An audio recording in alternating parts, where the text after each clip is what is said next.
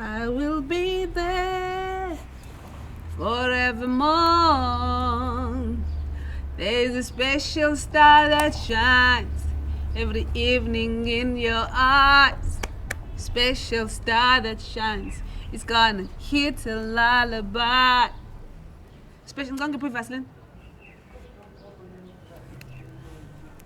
Good.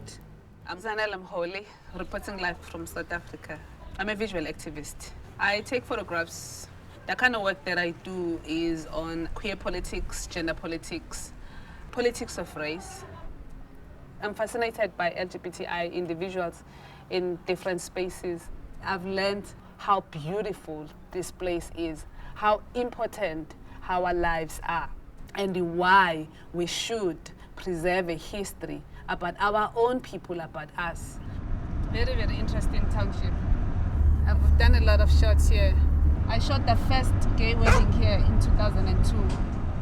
I don't even know that there are lesbians who own dogs. This is for the first time that I know someone who owns a dog. Aye. The light is good here. Yeah. I'm going to shoot a follow-up portrait of Tumi Imohokila. I used to be a hairstylist. Really? Yeah. We had a life before we came out. Somebody asked me how influential am I when it comes to these portraits. And I said to people, I just want people to look good. Oh. I really, really want people to be fresh. We're going to Limpopo Pride. I'm coming. When I leave the address. We're connected by photography. I was doing photo shoot here in Guatemala, and I thought that she was just a very nice person to be in the Faces and Phases series that I'm working on. You have young generation that is growing up now who doesn't share maybe the same, commonalities like lesbians who were out there in the 90s or late 80s before South Africa gained independence. The young lesbians now, they are socialites, connected by the social medias and all of that, and they're free when it comes to photographs, etc., etc. I know maybe some people get surprised when you start photographing. I was surprised, but at the same time it was fun. I had fun and I didn't know that I'm photogenic.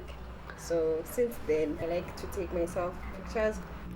So this is 3 years later. We are in the same township, and the township is so popular with the killings. With no gay lives. There are a lot of gay people in Guatemala. And also it has since become notorious for hate crimes because in 2008, a known-black lesbian was brutally murdered here. 2012 was one of the most painful years in our history. We lost a lot of members of our communities.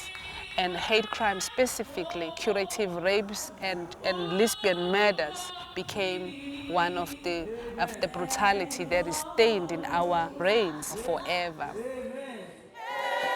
We live in fear. Death happened to bind us. Hate crimes have become a binding factor for the LGBTI communities. We come together to either give support or to confirm that somebody has been killed. Then that person becomes a statistic. Another case number becomes part of our history. And what are we doing about it? Do we always go and attend funerals and then after funerals you go home, you wait for another funeral? What? You have to document. You are forced to document. Transformation by I don't only do Transformation by Zanele Mholi. No, by you, this is your head. I'm using visuals as a way of creating awareness, capturing the moments, those truths and realities the world will learn about our cultures. I could give you something tangible and say, feel it, this is it, see. You invited to be in that space even though you were not there. Please put it in and out. We're shooting Faces and Phases, not fashion. Yeah. There is the other side of me when I perform. There is the other side of me when I'm me. How will you engage with me?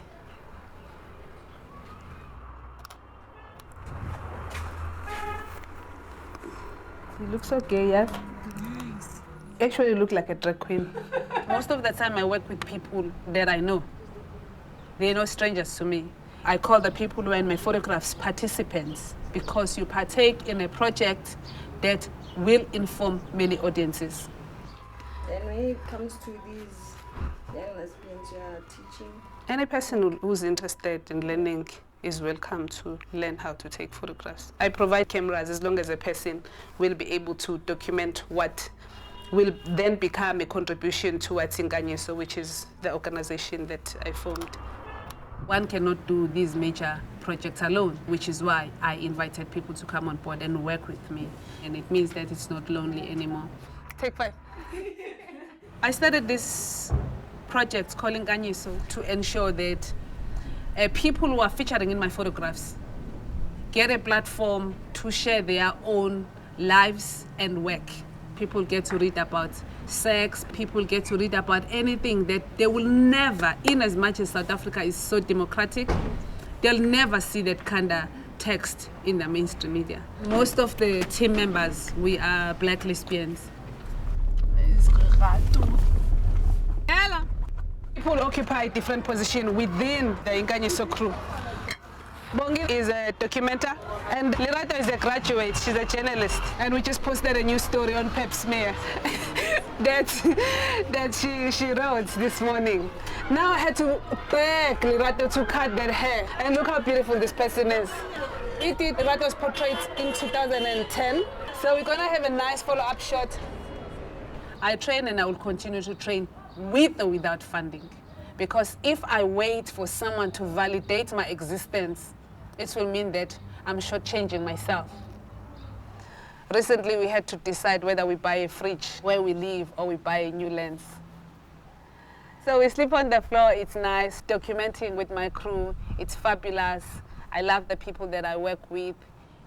A lot of people are reading this Pep Smear thing. For, lesbian or even butch women, it's something that's, if I don't know if I can say taboo. But I don't know, you said you need me to revise it. No, you have to do part 2. Part 2, what's I part feel 2 that about? the most. I don't think that you gave it your all, like how you write when you tackle the issues of hate crimes and other. What would you like to read about in the mainstream? Not even read, even when seeing, I'd like to see an advert of a family where it's the mother and the baby, and they're fighting germs in the household. It shouldn't only be about the violence and the homophobia. We want to bring about change in spaces that are queerphobic. We still have religious leaders who want to use homosexuality as scapegoat for their own hate. Instead of dealing with poverty, instead of dealing with the corrupted systems that we find ourselves in, and that's what leads to many hate crimes. See where there's white concrete wall? Is where Noxolo Nogwaza was found. Noxolo Nogwaza is a victim of hate crime who was brutally murdered.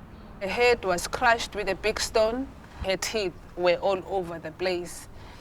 Noxolo Nogwaza's children are not the first to be orphaned by hate crimes. What will people say to the children what happened to their mothers? Noxolo's case is still outstanding. I don't know how far do they investigate these cases. We all document that lesbian funeral. Every person who has a cell phone with a camera, it doesn't matter what quality. And all of us come together in one space and download and share. You make that document viral. We want to say to our governments, this is what I'm talking about when I talk of a lesbian funeral.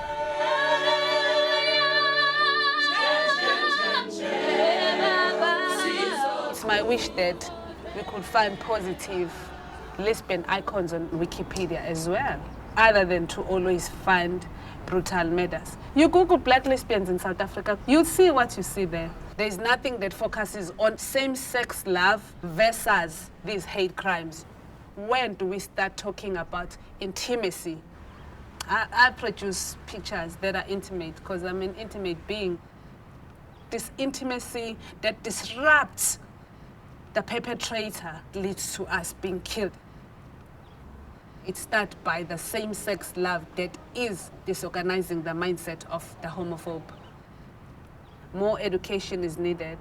mainstream communities need to come on board and help us and ensure that there is no other hate crime. Projecting positivity sometimes can lead to the change. Projecting brutality and violations could lead to further violence. So I think that we need to find a balance in which we project these realities. Let's go to the beach, eat, let's go get away. They say what they gonna say. Hello, beauty. Nkanyiso is at Limpopo Pride 2013. I came with the Nkanyiso crew last night. Once we're done here, we're going to put it up on social networks to make sure that people who might not be here understand what is taking place and get the visuals. People think that pink cities are Cape Town, Durban and Johannesburg. People cannot even imagine that there is Limpopo Pride. It's very important for us to say that LGBTI individuals are all over. Any space is possible. So we're here to celebrate with the people of this province. It's about saying, I want to be counted in South African history. Claiming my full citizenship, it means that I have to write that part of history. Let's